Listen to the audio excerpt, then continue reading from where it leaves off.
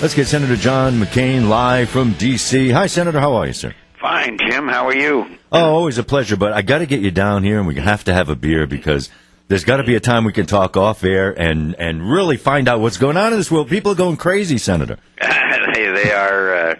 I was in Tucson a couple of weeks ago, and I'll be back down. You know, we're in session, so I'll be traveling around when we go out in a couple of weeks for a week or so.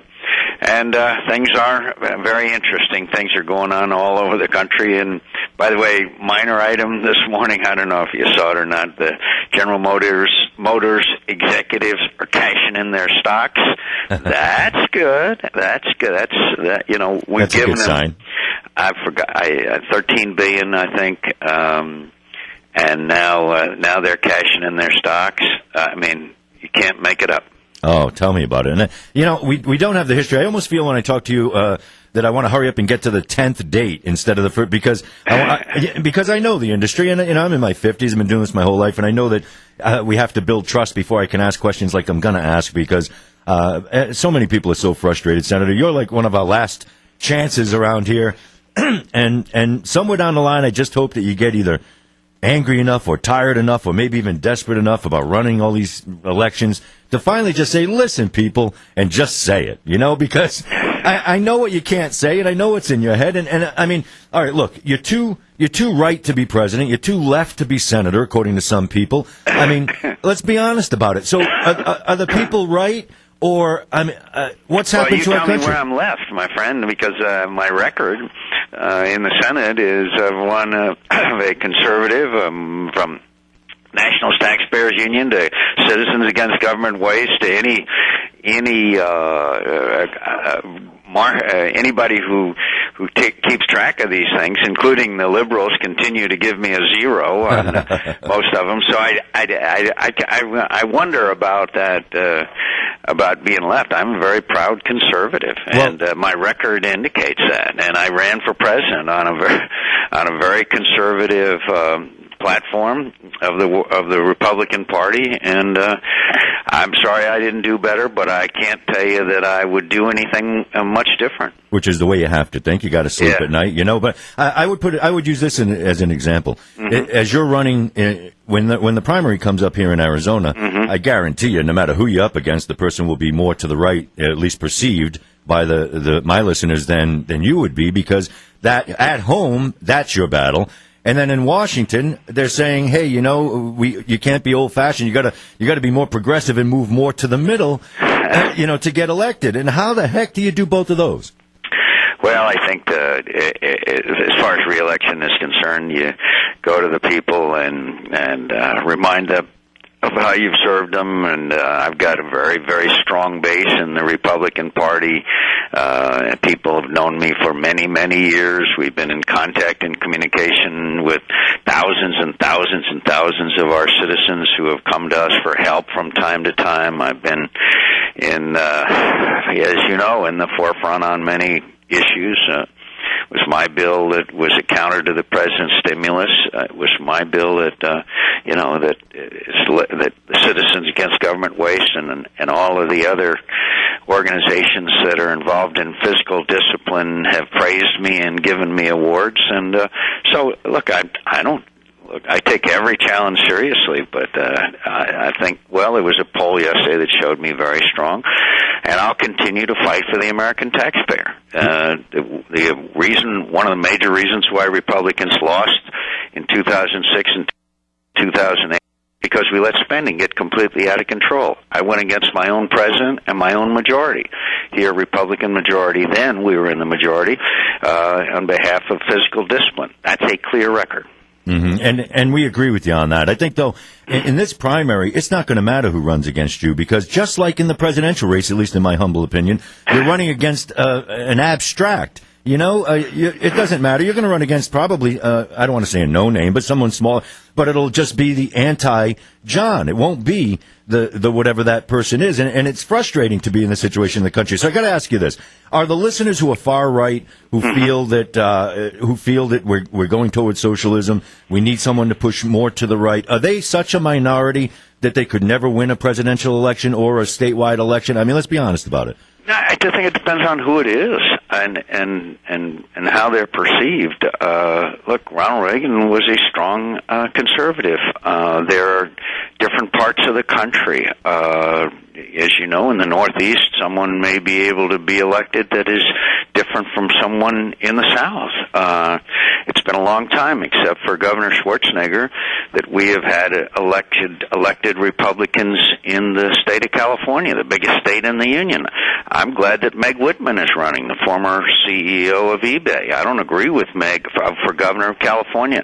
I don't agree with her on every issue, but I think she's got a great shot at it. So I think a lot of it depends on the needs of the people in that particular state or region, and I know that I've been very much in sync with the people of the state of Arizona because, frankly, I've been elected and reelected on numerous occasions, and I'm confident that, and I don't take every race seriously. That anybody who doesn't is very foolish, but I'm very confident. Oh, and I know you do take it seriously. You don't take it lightly. Here's where, and I don't even drink, but here's where, if we were having that beer, that I would ask you this, Senator. I mean, I've just spent a whole career being right down the middle, telling every conspiracy theory guy he was an idiot or he didn't know what he was doing. I mean, I did this my whole life. Now I watch the Republicans build government. Now I watch Obama just, quadruple it in 100 days. And I guess, how do you answer when a listener calls and says, look, Republicans had their chance, Democrats had their chance, all of these guys are growing government, all of them aren't following the Constitution, now we need to start over? Well, you're seeing a rise in that sentiment because the greatest increase around the country in voter registration is independent voters. So there is a frustration out there. I understand when we passed the Medicare prescription drug bill with no way to pay for it, and I voted against it, that was a dramatic growth in government. That was Republican initiative. So I understand it. There are people out there who don't think that either party is to their liking. Independents have always been a very strong part of my base of people who have supported me. Because I've been a bit of an independent, to say the least. That's why they call me a maverick. Oh, for years. Now, I got to ask you why you do it. I mean, sometimes I wake up and I say, if I had a few more grand in the bank, I'm not going in this morning, So, I mean... I'd say the greatest honor one can have to serve the country, particularly in these times. Look, we're mortgaging our children's futures. We are committing generational theft. I must stand up for the people of the state of Arizona to stop. Do you know we're paying 50 cents in debt for every dollar that we're spending? Yes, I do. I mean, it's unbelievable. There's never been anything like this in the history of the country. You could say in World War II we accumulated massive debts, but we were in a world war. I mean, this is out of control. You're seeing the greatest takeover of the private enterprise system by the federal government in history. Front page of the Wall Street Journal today. I think it was Wall Street Journal or the Washington Post. Now the government wants to set salaries for people in the financial sector, for bank executives.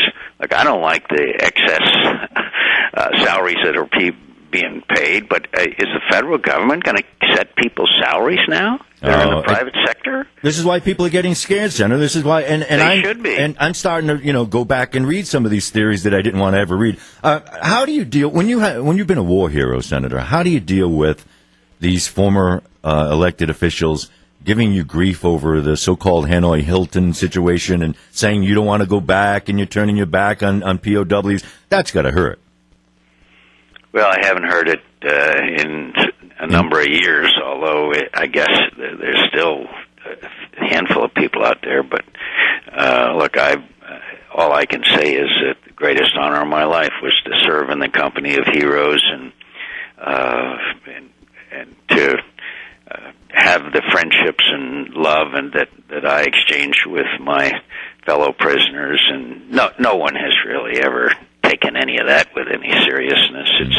We have documentation of my refusal to return to the United States early because I didn't want to leave my comrades. But you don't feel there's hundreds of people at a nearby prison that you had just visited that they're still there? You don't believe that, then?